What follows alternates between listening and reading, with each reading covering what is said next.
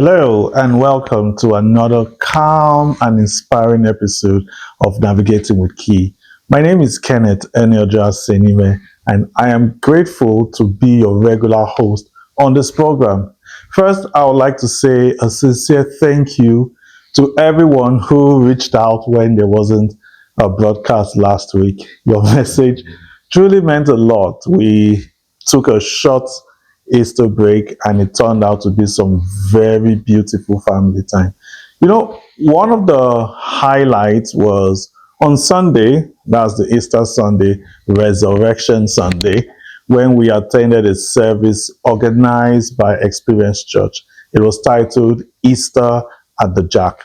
The Jack Singer Concert Hall is such a phenomenal space, and the entire program was thoughtfully put together. It was an amazing experience all around. I hope your Easter was as refreshing as mine. Really, I had a blast. Well, it feels really good to be back. Today, we are easing into a topic that has quietly caused frustration for many people, and that is recognition. So, our article of discourse today is recognition. I'll be taking a slightly different approach about this, about the conversation. So, if you're ready, let's hop into today's reflection. Let's do this. Sounds driving.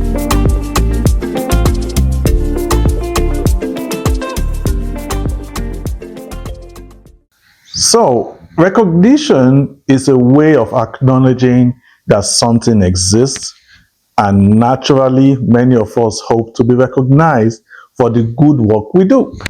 Our kindness, our love, our understanding, and so much more. These are things we would really hope that people will recognize us for.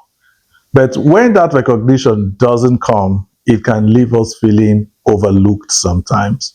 You may even have heard yourself or someone else say, after everything I've done, look at how they're treating me. After everything I've done, they couldn't even say thank you. After everything I've done.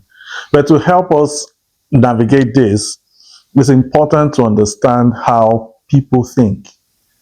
I once heard a story about a man who had been consistently kind to a friend, helping him out, paying for meals when they go out to eat, and supporting most of their shared responsibilities, right? Like sometimes they get into a bus and he ends up paying, not like the other friend would always ask, but he just does those things for him.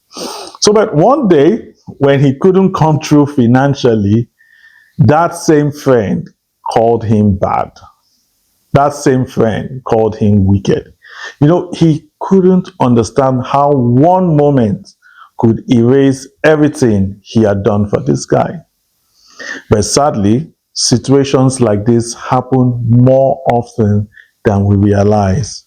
Sometimes one mistake seems to wipe away a long list of good deeds.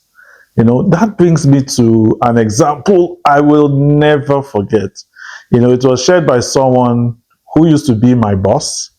I still regard him as my boss because he is boss for life. And honestly, he's one of the best bosses ever.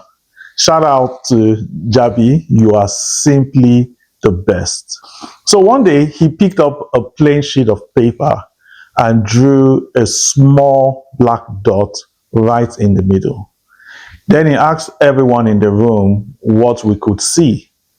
We all said the same thing, a black dot. He asked us to look again. So for all of us, we thought maybe we missed something. Probably we didn't notice the color properly. So we leaned in and looked closer, and it was still a black dot. So we all said a black dot.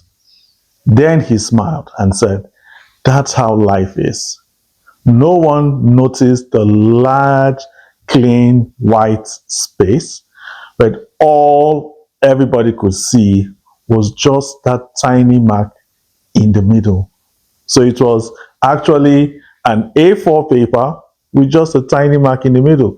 But we didn't notice the A4 paper. All we noticed was that tiny mark. He explained that you might show up every day, do your work well, be consistent. But the moment you make a mistake, people may focus on that as if it defines everything about you. That lesson stayed with me. It helped me understand human interactions in a deeper way. So when you understand how people tend to perceive things, their reactions become less surprising to you. The truth is, people often see what stands out to them, especially the things they don't like. And while people's opinions do matter, because we are not islands, right? People's opinions do matter to some extent. We must be careful not to rely on them for our sense of worth. Take in the good, learn from the criticisms, grow where you need to grow, but never place the responsibility of your happiness in someone else's hands. Yes, some people will see only the black dot. They may even describe you by it or judge you because of it.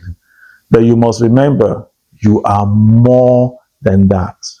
You are the entire sheet, full of potential, full of color yet to be expressed. So go ahead, paint your life beautifully. Fill it with meaning, growth, and purpose. And if someone still chooses to focus on only the black dot, then that's on them.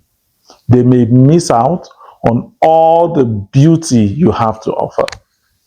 Don't allow the opinion of others weigh you down. People will always have something to say. And while words of affirmation are helpful and can help build your confidence, learn to become your own strongest source of encouragement. Learn to become your own starting energy, your own generator. Don't allow people determine how you feel. Let your emotions be guided by your own understanding, not controlled by shifting opinions of others. Keep feeding your mind with positive, uplifting materials, things that strengthen your foundation and keep you moving forward. So navigating with Key is a good platform. Expose yourself to my content. My upcoming book, Set Your Sail, is also a brilliant material that can help you develop. So be expectant on that. Fill yourself with good vibes. That's the only way you can keep moving in this world that sees only the black dot. That's our reflection for today, and I truly hope it resonates with you. And if it does, feel free to share it with someone. Let's continue to impact life one person at a time, changing lives one person at a time. Navigating with Key is growing, and my big thanks goes to every one of us who sign on to YouTube, click on the channel, and watch the content as we bring it to you weekly. So, thank you for spending this time with me. My name is Kenneth Enoja Senime, wishing you a refreshing and fulfilling week ahead. Bye for now. Take care.